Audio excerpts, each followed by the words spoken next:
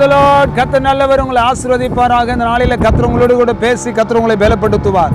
யோவான் 11ஆம் அதிகாரம் 4ஆம் வசனத்தை வாசிக்கிறேன். இயேசு அதை கேட்ட பொழுது இந்த வியாதி மரணத்துக்கு ஏதுவாய் இராமல் தேவனுடைய மகிமை விளங்குவதற்கு ஏதுவாய் இருக்கிறது. தேவனுடைய குமாரனும் அதனால் மகிமைப்படுவார் என்றார். கர்த்தருடைய பிள்ளைகளே, நிறைய வியாதினால பாதிக்கப்பட்டு கஷ்டப்பட்டு கவலைப்படுறீங்களா? கவலையே படாதீங்க. சில வியாதி தேவனுடைய நாமத்தின் மகிமைக்காக ஆண்டவர் அனுமதித்திருக்கிறார். கர்த்தருடைய நாமம் மகிமைப்படுவதற்காகவே கர்த்தர் அனுமதித்திருக்கிறார் என்பதில் எந்த சந்தேகமும் கிடையாது. ஆண்டவருடைய நாமத்தின் மகிமைக்காக கர்த்தர் அதை அனுமதித்திருக்கிறார்.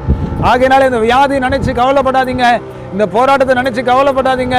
கர்த்தர் பெரிய காரியத்தை கர்த்தர் செய்வார். பாருங்க, எல்லா வசதி இருக்கிற நாமே அப்படி சொல்லும்போது அண்ணன் பாருங்க, இந்த அதாவது ஹாஸ்பிட்டல் இல்லாத பல கஷ்டத்தின் நடுவில் சாப்பாடு இருக்குதா இல்ல, துணிமணி இருக்குதா தெரியல, எவ்வளோ கஷ்டத்தில் இருப்பாங்க குடிசை வீட்டில்.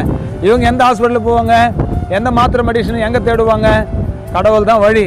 ஆகையினால கர்த்தருடைய நாம மையப்படத்தக்கதாய் ஆண்டவர் உங்களை ஆசீர்வதிப்பார். கவலையப்படாதீங்க, கர்த்தர் உங்களோடு கூட இருப்பார். ஜெபிக்கலாமா? நல்ல தகப்பனே, இந்த நல்ல வேலைக்காக ஸ்தோத்திரம். இந்த வியாதி பலவீனங்கள் போராட்டங்கள் மத்தியில் தவிக்கிற பிள்ளைகளை கர்த்தர் விடுவித்து ஒரு பூரண விடுதலை கொடுத்து சுகப்படுத்தி பலப்படுத்தி நடத்துங்க. ஆண்டவரே, இது மரணத்துக்கு ஏதுவான வியாதியா இல்லாதபடி இது பூரண சுகமடைகிற ஒரு வியாதியாய் காணப்பட கர்த்தர் உதவி செய்யுங்க.